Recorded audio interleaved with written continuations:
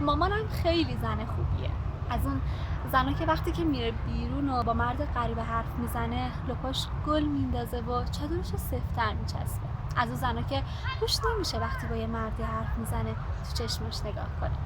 بابام همیشه میگه مامانت زن خیلی خوبیه، به خاطر همینه که راه میره و قربون صدقش میره.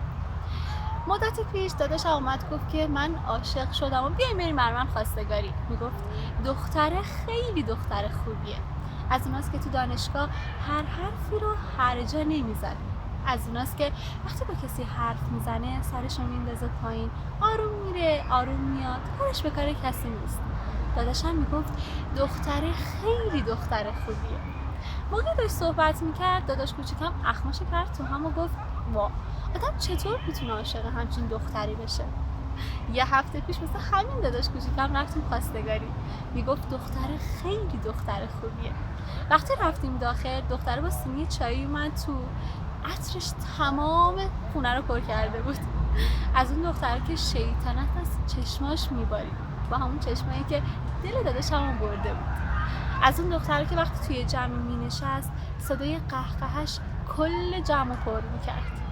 داداشم میگه دختر خیلی دختر خوبیه. بیاین با دختر خوب زندگی خودتون باشین، نه با آدم خوب زندگی دیگران، نه با کسی که مردم فکر میکنن دختر خوبیه. نه پدر من میتونه با دختر خوب مورد نظر داداشم زندگی کنه، نه داداشم میتونه با زنی مثل مامانم زندگی کنه. بیاین با آدم خوب زندگی خودمون باشیم، نه برای حرف مردم بیاین با هر کسی که دیگران میپسندن ما هم باید زندگی کنیم.